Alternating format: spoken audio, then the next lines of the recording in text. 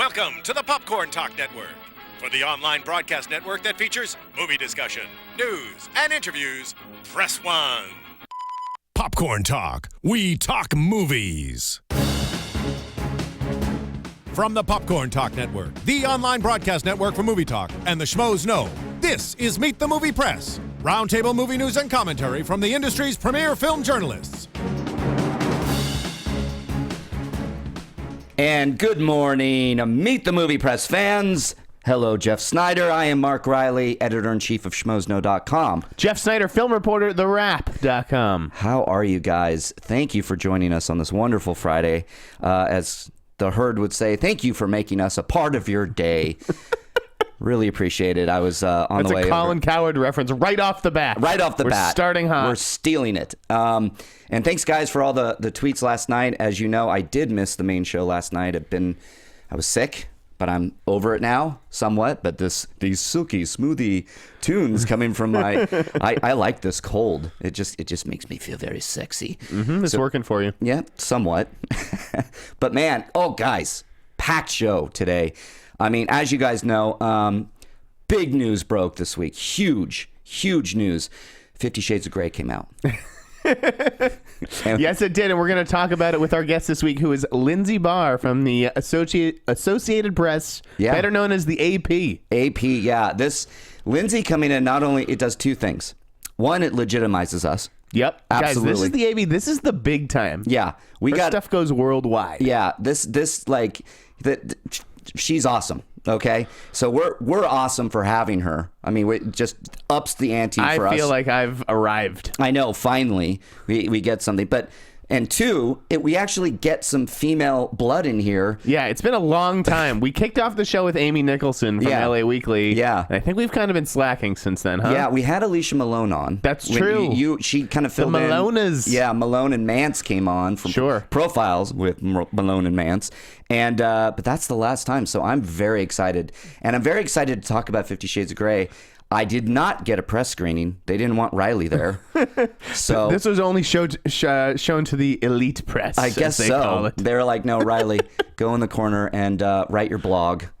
Just get out of here. We don't want you. I will take you to see it this weekend, Mark. Oh, really? Cancel your Valentine's Day plans with your girlfriend. Yeah, she would love that. I'm buying. And I got to hand it to my girlfriend, who absolutely does not want to see 50 Shades of Grey. She wants to see Kingsman.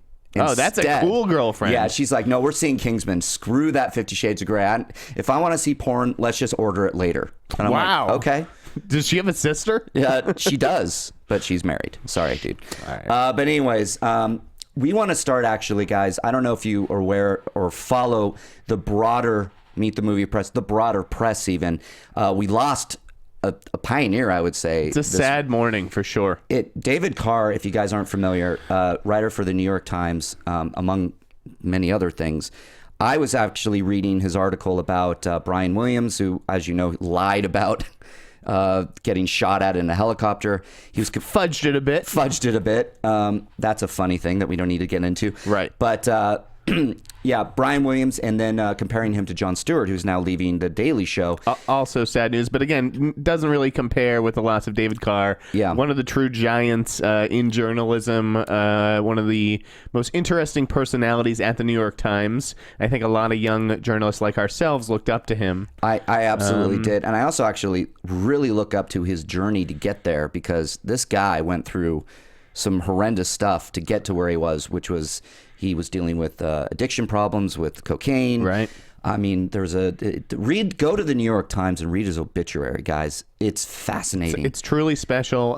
He wrote his memoir is Night of the Gun. And he reported it out.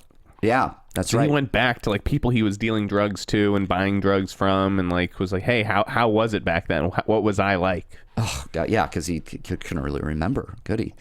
So, I think we'd like to have just a little moment of silence, a quick second, if you will. Yeah, guys. So this is a little moment of silence here on Meet the Movie Press for David Carr. So deal with it.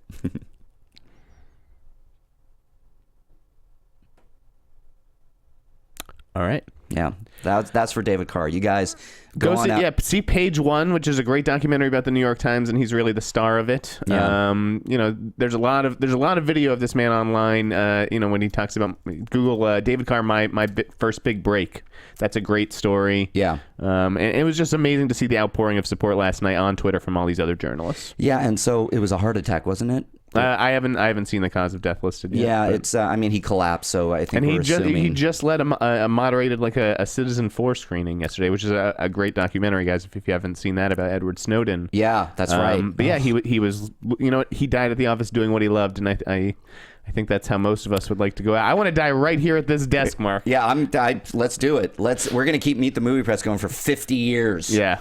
And then, or 10, or whatever. So yeah, we'll lighten it up, and to help us do that today, let's bring in Lindsey Bahr. Let's bring in Lindsey Bahr. Woo! Listen to that applause. Lindsey, get your cans on, because you have some applause from our live studio audience that exists in a console by a button. I feel so welcome. Thank you. Thank you for coming. Thanks for coming. Seriously, you have elevated the show now. Yeah. We're going downhill from now on after Lindsey. I'm would really say. glad I didn't hear your intro, because that would be like a lot of pressure to live up to. No pressure. I just came in when you introduced me. Right. We keep her backstage in the green room. In the green room with full of nuts and berries. Yep, and the Price is Right studio audience is that's my joke that just never goes away and is bad and is very, very bad. Clang. Thank you. How are you, Lindsey? Yeah. Great. Thanks for having me, guys. So Lindsey, how long have you been at the Associated Press? You just got there, huh? Yeah, about 3 months. So, 3 months, and you came over from a very small place called Entertainment Weekly, right? Yeah, you might have heard of it. It's very niche. I am familiar with Entertainment Weekly. They send me magazines. They are still in the magazine subscriptions. business. Yes. You know what? Thank God. I mean, I do love my Entertainment Weekly. Yeah. I grew up reading it. You should see the photos that I have of me surrounded by my Entertainment Weekly collection. Yeah. They're pretty erotic, actually. Really? Okay, nice. Some of those classic issues are really good, though. Mm-hmm. It's like surprising what they covered, because they were kind of the first magazine like that. Of course, I was when I got back from Sundance, I picked up their Oscar issue, which is just like a must-read. Absolutely. It's just so kind of well done. Yeah. So anyways, you're at the AP now. I am at the AP now. And so how's that going? What's that like? It's great. It's a real newsroom. We have this lovely office in downtown LA, and it feels very like 70s, and you feel the history of the AP. There's a lot of books about the mythology of the AP too. I love it. It feels like the 70s are people like smoking and drinking whiskey. I wish. I heard about, they used to be able to smoke indoors there when like the printing presses were like clanging inside there. So it's not quite that, but it's still fun. That's okay. cool. There's a lot of history there. You are one of how many like film reporters there? There are myself and Jake Coyle in New York, and then we have a couple entertainment writers in LA. So it's a smaller shop than EW, but it's fun. Nice. And what kind of stuff are you typically doing over there? Do you do a lot of interviews? Yes. I mean, do you like work carpets, go to junkets, like all that kind of stuff? Or? A lot of that, all of it. And I write film reviews too. So it's a neat dual role of critic and reporter. Oh, you have to wear many hats. Interesting. Yes. Which is fun. For people who love movies, to be able to do both of that, because I do love movies and I like to think about them, but I also like to figure out how they were made and fit into the world. They're very unique muscles, and you get to flex both of them. Yeah. So what were you doing at Entertainment Weekly? I was sort of a movies reporter as well. Reporter. But it was more of a blog-based thing, and EW does all those sort of charts and stats in their magazine. It's just a different type of thing. And then this is for newspapers around the country, which is exciting. You get a bigger audience now. Yes. Maybe. So did they poach you? Did they come to you and say, you know what?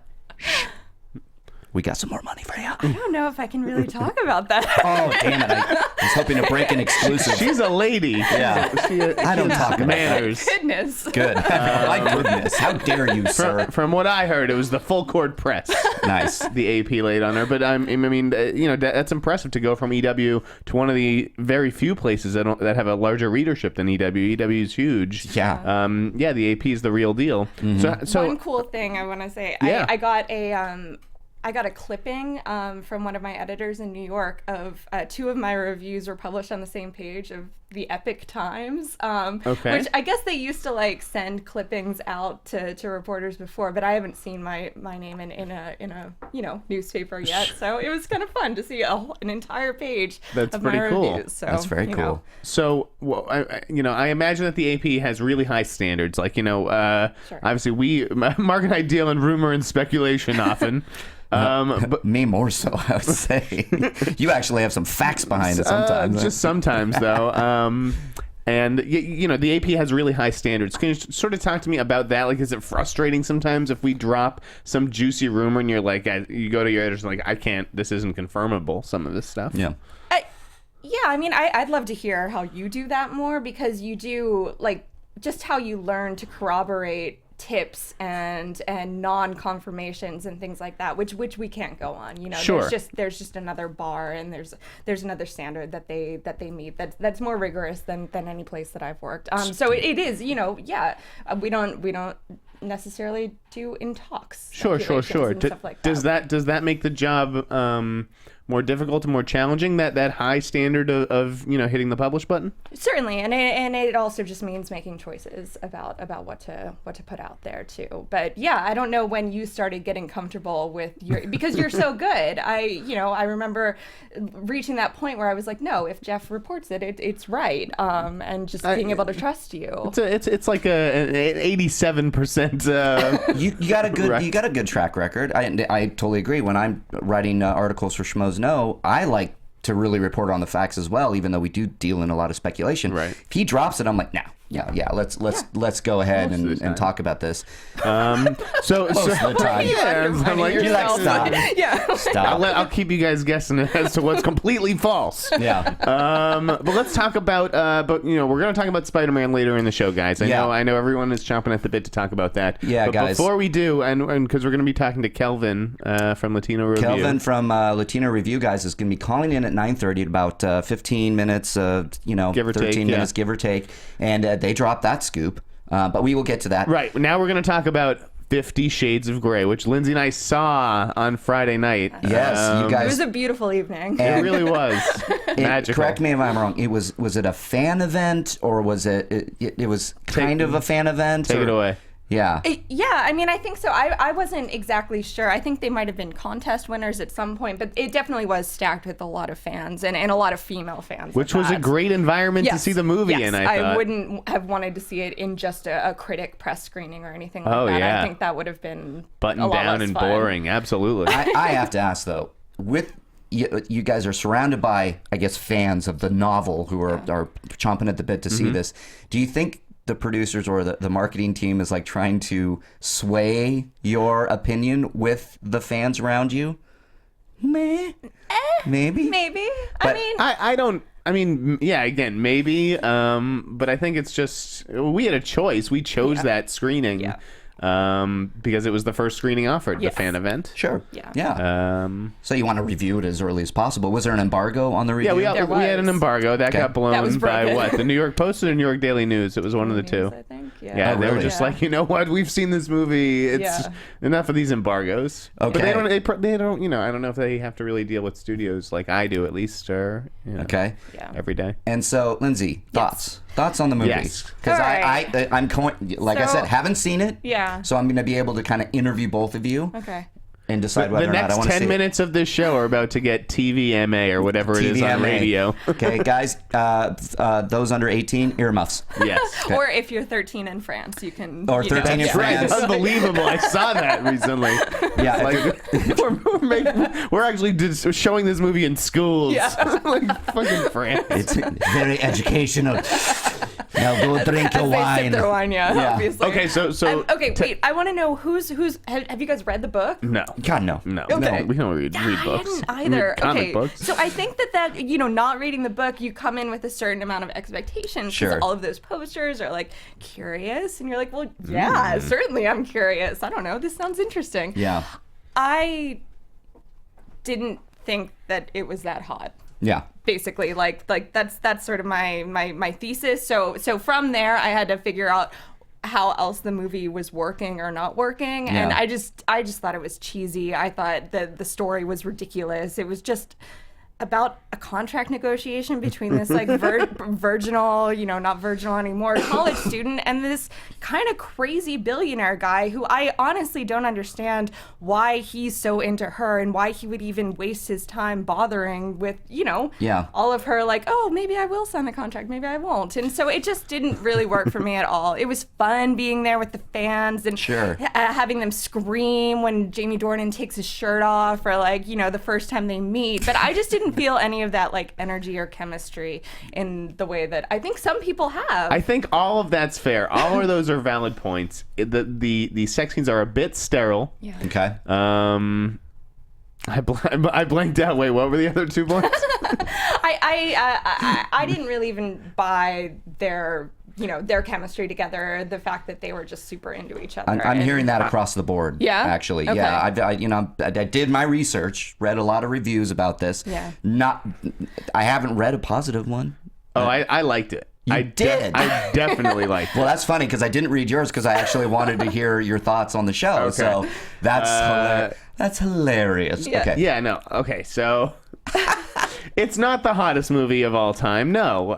It's a bit of a missed opportunity in that regard. It's kind of an intro to BDSM kind of movie. Sure. But I did think that there was some hot stuff in there, or at least hotter than your average Hollywood movie. Okay. I thought that they did have some chemistry. They're not. It's not supposed to be off the charts chemistry because this guy is very guarded. Okay. But I don't know. There was something about it that I kind of appreciate. And yes, there were cheesy lines. Yeah. The 50 Shades of fucked up or whatever. Yeah. Like no one could sell that. You'd have to be a great actor to sell that line. And I'm not sure that Jamie Dornan is that. But it was like this sort of tongue-in-cheek cheesiness. It was like a romance novel. Listen, I think the one bright spot for me was Dakota. She was good, yeah. She was good. She was a lot better. I don't know what I was expecting. I liked her in Social Network. I liked her in what was that? Ben and Kate? That was the sitcom that she was on. Something like that. Something like that. But she has this like deft comedic timing, and she just felt like a person in a movie full of stereotypes and cliches, and she just like was relatable, which is what you need Anastasia Steele to be, obviously. And there's even like what is Christian Grey says to her at one point, they haven't had sex but they like slept in the same bed or something, and he's like, if you were mine you wouldn't be able to sit right for a week. And she just has this he's a gentleman. Yeah, she has this like what, like that sort of, because their dynamic hadn't been that, and then he drops this sexual thing in, and she's taken aback, and she plays it really in a funny way. Okay. Well, I mean, so I'm surprised you liked it. I'm just catching up with my brain. She's right though. Like the movie is about a contract negotiation. So that's what I read. That's the big thing. Like, will she sign the contract or not? But I don't know. After a while, I thought it just became besides the point. It explored. There was something interesting about the power dynamics that it explores in the bedroom, because it's not about him changing her and turning her into a submissive. It's about her changing him and breaking through this barrier that he's erected. Okay. Good choice of words too. Erected. I like that. Okay. So let me talk about the phenomenon of this, because they've already greenlit the sequels before it even debuted. So what are you guys thinking it's going to make this weekend? I'm hearing all sorts of numbers. Oh, the prediction game? The prediction game. Okay. What is it making this weekend? Does it excel beyond the estimations here? I mean, are we talking 60 million, 70 million, 100 million? What do you guys think? I'll let you go first, Lindsay. Oh, great. I think the official line, the official underestimate is 50 million, right? 50 million, but yeah. I would say, what? 50 million? That's the we won't be embarrassed if it hits this number. Yeah. I think, right? Okay. So I'm gonna say, I'll say 70. I think 60 is kind of what people have been, safely predicting. But I think it's going to be bigger than that. I mean, based on last night alone, wasn't it like 8 million for late night showings? Yep. That was even bigger than Fast and Furious 6. Crazy eights. Yeah. That's mine. 88. Oh, wow. 88. Wow, really? 88 million. Holy moly. I'm thinking Jeff is right here, because and it's a delicate topic I'm going to go in here, but like movies for women. Yeah. Okay. And I don't necessarily want to put that out there because it seems like this is a movie that can, when you say this is a movie for women, I feel like that's degrading to say. However, I know that the primary fan base is women who read this book. So are they going to come out in droves? Absolutely. That's what I think too. Okay, single women are going to go see this with their single gal pals. Yep. And, women in relationships are going to drag their significant others, I think. Yep. Drag? I think that there is a culture-wide curiosity Absolutely. here. No, I think there's a bunch of guys who, Dakota Johnson's naked like this entire movie. Sure. Okay. Like, it's definitely a reason to go. And there's also the possibility, I think what people are hoping is for this to turn into like a Showgirls Magic Mike cult phenomenon where you just go, you have a couple drinks beforehand and just like whoop and holler the whole time. Right. Like, And maybe couples will learn a little thing or two, maybe it'll change. what? Out of the 3 times they have sex? Like 3 times? There's not that much sex. There's a lot of foreplay and teasing and kind of circling around each other in this movie, but... Okay. There's a lot of drama with her taking off her shirt and like... Really? Yes. I don't know. I just feel like some of it was well done. And like it was shot really well. I liked the soundtrack was really hot. I was into it. Damn you, Jeff. But there was like the definitely an energy soundtrack. in the room. I love it. I have, okay. And my date looked good. Yeah, there you go. Okay, so what would you, on a scale of, let's say 1 to 10, what would you give it? Oh, I guess, gosh, how does that... I was never good with... Yeah, or maybe like the 4 stars. I gave it a 1.5 out of 4 in my review. There you go. And what about you, sir? I got to go like 2.5. 2.5 to almost. It's almost pretty close 3? to that 3 stars. Okay. Oh, yeah. Okay, out of 4. Yeah, correct. out of okay, 4. so that's a favorable review. Yeah, I'd I'd be mixed positive, absolutely. Okay. What I wanted was a stronger third character. There's no one else in the cast who leaves any kind of impression besides these two. If there had been any window, to escape through, like it definitely would have had that 3rd star for me. Okay. It just didn't I wanted it to be camp or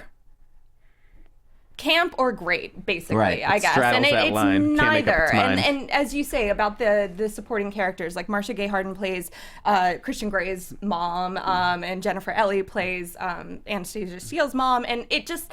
Neither of them, they're like non-entities, and they're really good actresses, and it's like they're half playing it in the soap opera-y way, but half not. I don't know. It just never hit the right tone for me. I just think they were trying to have it all ways. Okay. And so and I'm not familiar with the source material, and I think you guys haven't read the books, right? So, but the sequels, the sequel books, all the same characters, right? It's still... Yeah, and Christian Grey and I'm sure that they are signed up. There's been some talk about that. I guarantee that they have sequel options. Yeah, I'm sure they do too. And so what about something that just occurred to me, like on the press junkets, they're saying that these two don't like each other. Wait a minute. I think I'm going into gossip. Anytime that you are filming those kind of sex scenes that can be a little embarrassing or whatever, I'm sure it got awkward. Sure. Like I think that would happen to most people, honestly. Yeah, I couldn't imagine. I mean, I know as a theater major, being staged in those positions and stuff. Yeah. So, I'm not surprised if there's a little tension or friction immediately after the film. Maybe by the second movie, these guys have built up a rapport, Jamie and Dakota. I don't know. Yeah, well, we'll see. Well, we're gonna get it. Yeah. Yeah, it's gonna happen because I tend to agree with you, Jeff. I think we're getting an 88 million opening or thereabout. I think it's going to be over 80. 80. 88 was just a cute, little button on things. But sure. I think it's going to be over 80. I wouldn't be surprised if it had 100 million. I'm not going to lie. Everybody is talking about this movie. I don't think it's going to. Yeah. But I wouldn't be surprised. But the 80 million sounds right. And but if it does open, maybe it's 60 and for the or listeners 70. who don't, want to see 50 Shades of Grey, Kingsman comes out, and that was a lot of fun. Did you see that? No, not yet. Okay, you saw it, right? No, I haven't seen it yet. Oh, yeah. Kingsman's great. Yeah, I really want to see it. Like I said, my girlfriend and I are going to go.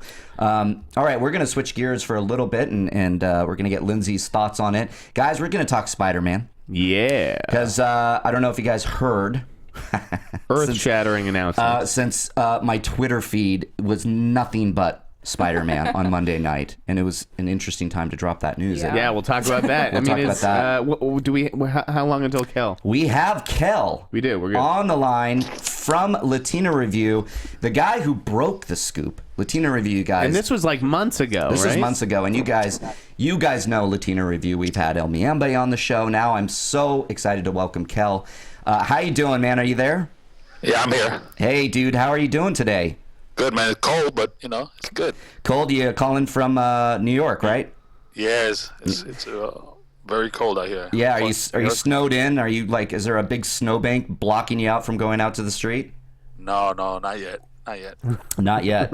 Well, thanks for calling in, man. We got Jeff Snyder here, and we got Lindsey Bahr from AP. So you're with some good crew here to talk about your big scoop, man. When did you guys drop this exactly? Well, initially I found out back in November, but I couldn't say anything because it was just fresh. Okay. I had Wow, to hold November. it. Yeah. And then, Which is about where the rumors are really starting to kick in. I mean, everybody was talking about this for a while. and then the next thing you know, it was official. In December, they said it's official, it's done. They're not gonna have him back, and he said, "Go ahead, run with it." Just Okay. I couldn't say who the source was, but Right. and then that's when I ran it, and everybody had a lot of mixed reaction because a lot of people liked Andrew Garfield. Yeah. Yeah, he was good. I love Andrew Garfield, and I'm a little bummed about that, but we can talk about that later. Keep going, Kel. So you ran this. And it was funny because when I ran the story, I was like, this is exactly what people are going to be saying is not true, because we ran the same thing when we said Tobey Maguire was not coming back. Mm-hmm. And then we're going to reboot it, and then Sony went and then the spin mode and said that it wasn't true, that was not true. And the next thing you know, now you have two, reboot Spider-Mans. So then, I know. I just ran the story and then let's see what happens. And then obviously it happened. Yeah. So were you maybe going off of your source? Were they maybe involved in? I heard things about a Spidey summit. Now, did Sony go basically to like a log cabin in the woods and turn off the television and tell everybody, figure this out, otherwise you're fired? And Kevin Feige was like in the trees, like with binoculars or something. That's where Kel is. Yeah, I know that was you, Kel. Kel's like, get off my tree. Yeah. I was there. I was actually the guy who was cleaning the desks. There you go. All right. So, was there any Spidey summit? I mean, is that just BS or what's going on here? That Spidey summit, I don't know where that came from, but all I know is that this was like when the whole Sony hack happened. And they were Sony Japan got involved a lot, so they were basically, my source and we were talking about it over dinner, and he was like, that they were very upset, and obviously they were going to let go of Amy Pascal, and but before she left, she had to close that deal. Okay. They were they were very, very straightforward on that. She needs to close that deal. They were, because this hack thing was like a slap in the face for Japan. No. Sure. It made them look really, really bad. Yeah. So they needed this to happen. So, and she made it happen. This is before the whole Spidey Summit thing. Okay. Yeah. Right, because the Spider-Man stuff, I think, has been in the works for a few months. Yeah, exactly. Yeah. I mean, and so do you think this was happening for whatever reason? I don't know. This is maybe some speculation. Do you think these talks were happening before the Sony hack, or they heated? Yeah, they were. Because the emails, the emails that I just answered my own question. Way to go, Mark. So, how did you get wind of this? Do you now go after these sources, or you have somebody and you start rumbling? Or do they come to you? Do they come to you? Like, Yeah. who paid for that dinner, Kel? You? Yeah. Well, I paid for it, but There you go. Good. it was, but it was unexpected. I did not expect to hear that. Okay. You know what I mean? And those are the types of scoops that I like to get. Like, I didn't see it coming because between you and I, Is that Spider-Man? Future Spider-Man? I hear they're casting somebody very young. Oh, we lost him. No. So basically, my son is an old friend of mine. Okay. Old friend of mine who is now, in the high places. Right. So he said, I have something to tell you, but you can't say nothing until I tell you. So, and then finally he told me, but a lot of the stuff that he told me was like off the record, and then he said, but I am going to tell you something that's on the record, and that's when he told me about the Andrew Garfield, that he wasn't going to come back, that basically Sony did not want anything to do with the previous Spider-Mans, including Sam Raimi's. I was just shocked that he said the Sam Raimi part as well. Yeah. They don't, and that's the reason they don't want Andrew Garfield. Because if you bring Andrew Garfield, it still is going to remind them of the old past. Yeah. You know what I mean? It needs a radical reinvention over there. And then they're tired of the whole romance being the centerpiece of the whole thing. Yep. So now they're just going to focus on the teenager who has superpowers and, is trying to handle it. Which is, that's the source. That's where you go. I mean, that's my favorite. Besides Superman, Spidey is my second favorite because I love him dealing with his spider powers and being basically a poor kid from Queens, running around trying to deal with school, getting to work on time, what have you. It's so interesting, and they haven't nailed them yet. Lindsay, what did you make of the deal? Yeah. I don't know. I think it's interesting. I just don't want to see him get bit by the spider again. Does it mean a lot to you that we're going to get Spider-Man in an MCU movie? No. I mean, maybe. I don't know. No, it doesn't. No, I don't know. He'll just pop up like someone else, like Sure. Hawkeye, and just be gone. Like he's not going to be an integral part of any of those movies, is he? Okay. Do you think? You don't know. I mean, Kel, let's talk about that. Let's get into some of the rumors that I guess are out there, whether or not we're going to see. I mean, obviously, we're going to see Spider-Man in a MCU movie. And then Spider-Man is going to be high school age. Spider-Man's going to be high school age. That's been confirmed. What else? What else can you tell us, Kel, that you're hearing? You guys reported that it's going to be Peter Parker for sure, huh? Yeah, that's basically what my source told me was going to be Peter Parker. That they were trying to put him in Civil War, but at that time this is back in December. At that time, he was the script was already nailed down for Civil War, so they didn't have him in it just yet. And then when I think a month later, he said that they were gonna introduce him in Infinity War. They're gonna introduce him in Infinity War. Okay, that's how they were gonna do it. I mean, that's the last I heard. Maybe they could put him back in Civil War. I think he's definitely in Civil War. I do too. Yeah, because now they're saying, and this is according to Sony and Marvel themselves in the press release, saying they're going to put him in a movie and then launch his own movie in 2017. So if we look at 2016, we have Civil War and Doctor Strange. Yeah, those are really the only options, exactly, because you cracked it right there. It's not going to be Infinity War. No, and it'd be interesting to put him in Doctor Strange. I mean, it could happen. I think it would be really interesting for that too. Like, I don't know why Captain America: Civil War needs him, other than like he plays an important role from the comic books. Right, but it's like he's the one that really turns the story. If you were going to get away with doing that movie without him at one point, why not just use him to launch someone like Strange, who may be a little bit more challenging? Yeah, it could be fun. I mean, and we're talking. I've heard everything from like just a cameo to like 15 minutes to maybe a tag at the end. I think it'll be more than a tag. I think so too. Yeah. But remember, they had two scripts from what I heard on Civil War. That's what I heard too. Yes. That's what I heard. One with him and one without him. Which is why I think it's definitely going to be Civil War. He also just doesn't really fit in the Doctor Strange universe, Spider-Man. It would kind of be like a cheap trick. So, yeah, I'm pretty sure Civil War is the one. Yeah, and so, Kel, you're not hearing one way or the other right now that it's Civil War or not? No. That the last I heard was that they were trying to put him into Civil War, but when I reached out to people that I know who are attached to Civil War, they said that at that moment they didn't, because they already had a script nailed. Got it. And that they weren't going with him. But at that time also, they didn't know that it was a done deal. Okay. So it could go back to Civil War for what I know. Okay. Now, as far as casting goes, like, there's been a lot of speculation about young, handsome white guys like Dylan O'Brien and Logan Lerman. Guys who can play high school age. I just have a feeling that it's going to be an actor of color. I think that whether it's Miles Morales or Black Peter Parker, I think that those emails left a black eye for Sony. They were accused of being racist. I came on the show and said I don't think that Amy Pascal is racist at all, but I do think that Sony may be looking to. I don't know. Just change it's that perception that exists in some corners, and I think if they're going to cast an actor of color. I want to get your opinion on this, and Lindsey as well, and Kel. Yeah.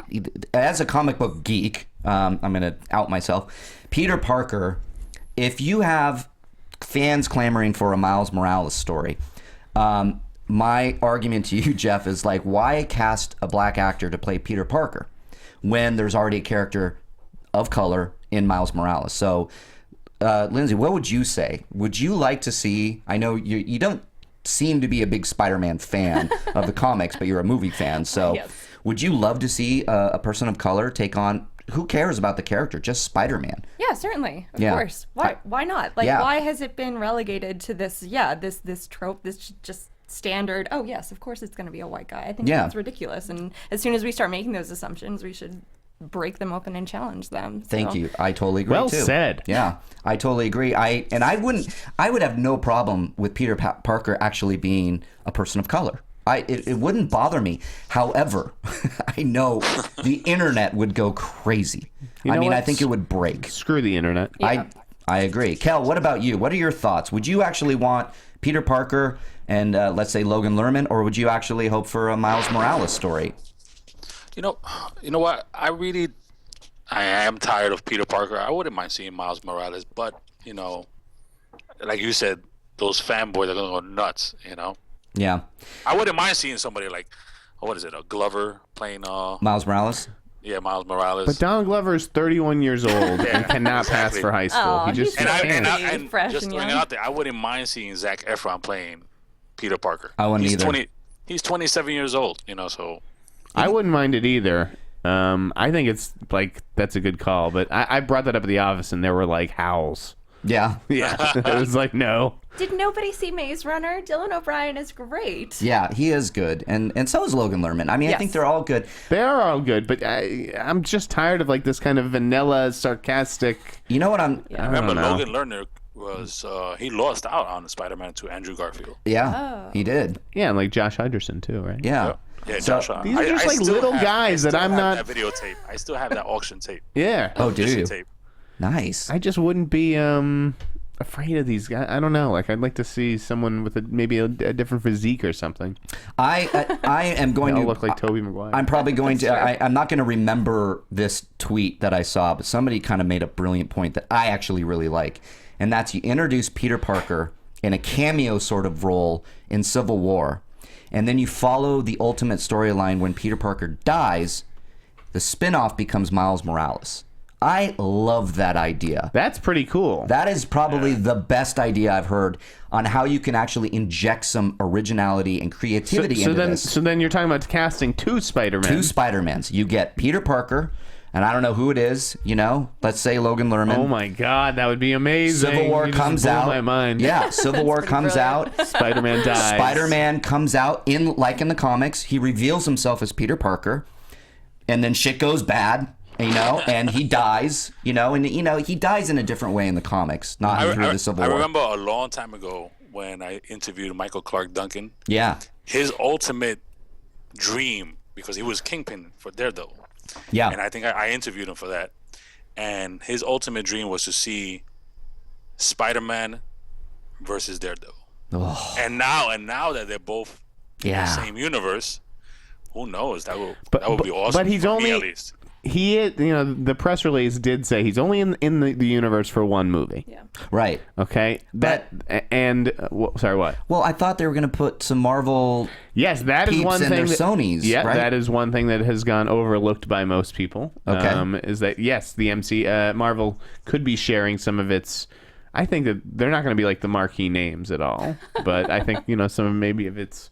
Agent Coulson from Agents of S.H.I.E.L.D. is going to show up in a Sony movie. Kobe Smulders. Kobe Smulders, thank you. Knowing Sony, he could be in Men in Black, Agent Coulson. I think the obvious character is Nick Fury.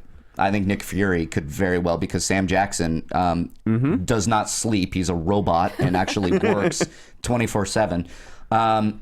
Yeah, that would be interesting. But that's my take, and I would love to see that as well, Kel. Daredevil is another favorite of mine. So and I think, I don't know. Correct me if I'm wrong, but didn't they have like a scene with a building with Oscorp in the Avengers and they took it out? Yeah, there was talk about that. So you can tell that they've been talking about this Spider-Man thing for a while already. That's a good point, Kel. If you really want to, this was now we're talking about the Amazing Spider-Man, not Part 2. We're talking about the Amazing Spider-Man.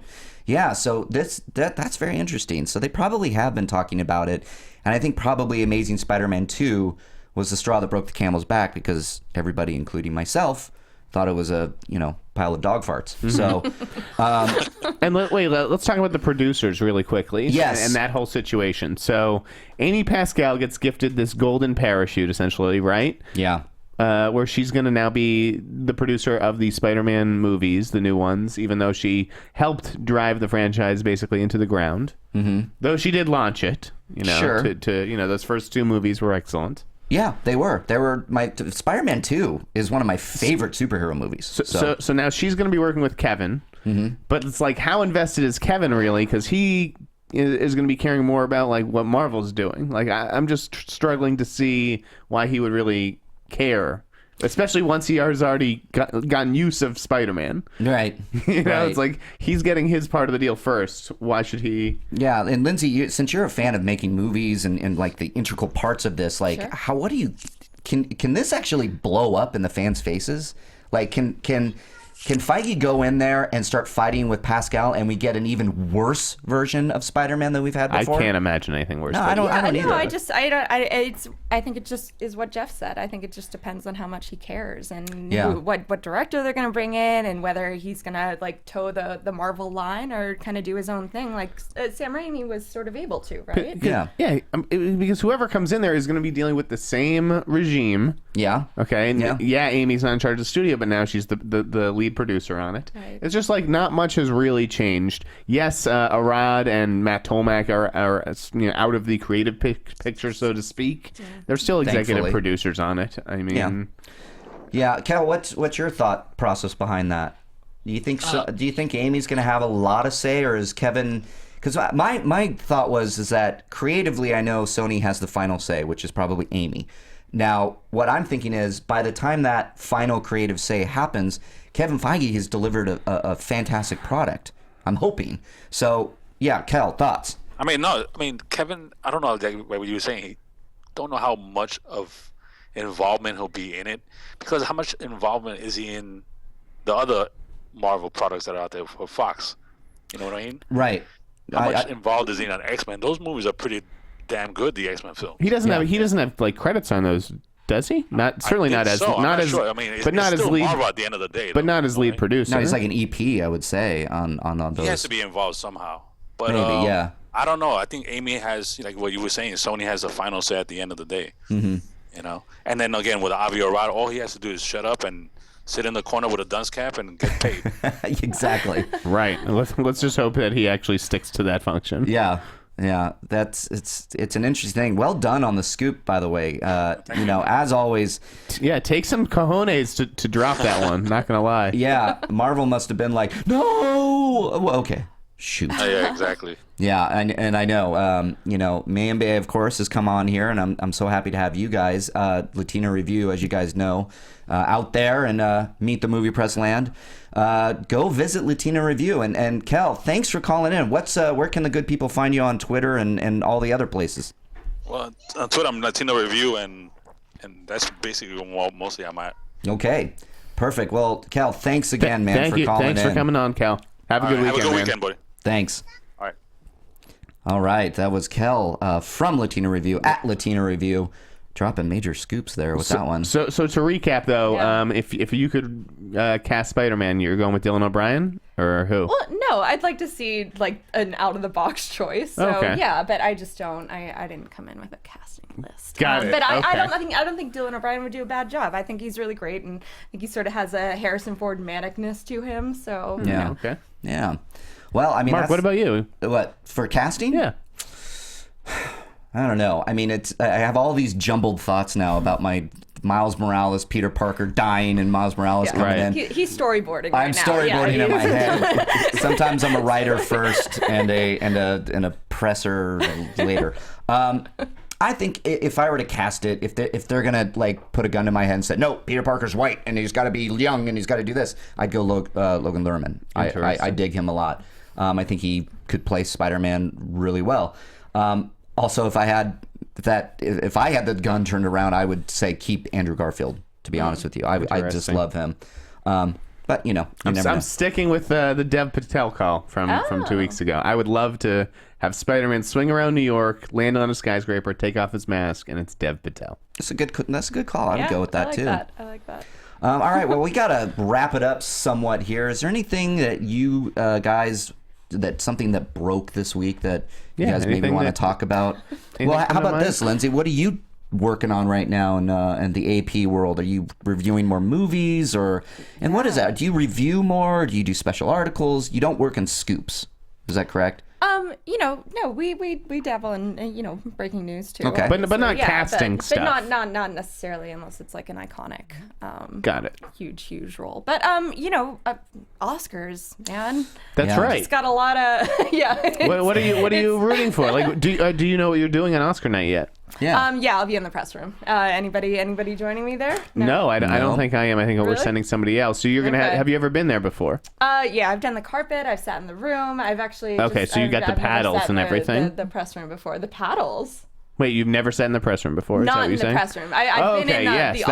I've been on the carpet. That's how it works. You raise a paddle with a number on it, and then the person calls on you. Very civil. Okay. I like press room. I think you can like see some cool interactions between people, and I don't know. Do you guys have predictions for Oscars? I don't know. It's getting so close to call. I have no idea between Birdman and Boyhood. Yeah. With like American Sniper playing the spoiler. Yeah. Really? Yeah. Which is so weird that like the race just changed on a dime. Yeah. Do you think the American Sniper has anything to do with the box office and the controversy for kind of getting pushed into the people like the winner? People like what's popular. Yep. I agree too. I'm rooting for Birdman, to be honest with you, even though I loved Boyhood, and I watched Birdman again like a few nights ago, and it's just like I just love it. Yeah. Man. And I think Michael Keaton has a good shot at grabbing it. I think Boyhood will get maybe Best Director and Best Supporting Actress. It's like it could just go totally either way. I wouldn't be surprised if there was a split between picture and director. Mm-hmm. But who knows? Yeah. I just hope there's a 7-way vote split and Selma wins somehow. Yeah, that would be great. That would be great. Don't you want unpredictability though that night? Yeah, like, absolutely. I cried when Saving Private Ryan lost. Like, I mean, I was a little young and irrational then, but I don't know. It's more fun. I screamed and cursed when Crash won. I'm just looking forward to the fashion and what everybody's wearing. I know. What you wearing?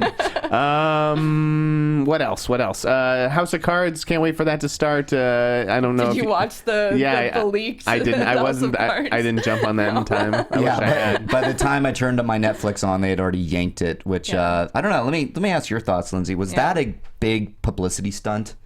On Netflix part? Do you think somebody said well done, like masterful stroke of publicity? Why would they need extra publicity? Thank for you. That? That's what I said. That's a ridiculous thing to do. Yeah, I think that guys, you're gonna watch this whether it leaks 2 weeks early or not. I mean, and you don't need to leak it 2 weeks early and go, oh, now I'm gonna watch it even more. No, so. All right, we got to wrap it up here. Lindsey, where can the good people find you out there at Associated Press? I know, but what's your Twitter handle? LD Bahr, BAHR. All right, LD Bahr. Go ahead and follow Lindsey. She classed this joint up. Thank you so much for joining us, and we got to have you come back again. Anytime, you're more than welcome. Thanks. Yeah, and Jeff, I hope you have a good weekend. At the Inn, Snyder. Don't be a stranger. And of course, I am at Reilly Around. You can find me there on Twitter and. Every day on schmoesknow.com. And guys, sorry we didn't do a hopeful news break. We kind of just blew past it because we were talking Spidey, but we'll do it next week, so don't worry. And go ahead and like that Facebook page, Meet the Movie Press, and go ahead and subscribe, rate and comment. Like I said, keeps the lights on here. And we'll see you next week, guys. Thanks. Have a steamy 50 Shades weekend. Woohoo! From producers Maria Menounos, Kevin Undergaro, Phil Svitek, Christian Harloff, and the entire Popcorn Talk Network, We would like to thank you for tuning in. For questions or comments, be sure to visit popcorntalk.com. I'm Sir Richard Wentworth, and this has been a presentation of the Popcorn Talk Network. The views expressed herein are those of the hosts only and do not necessarily reflect the views of its owners or principals.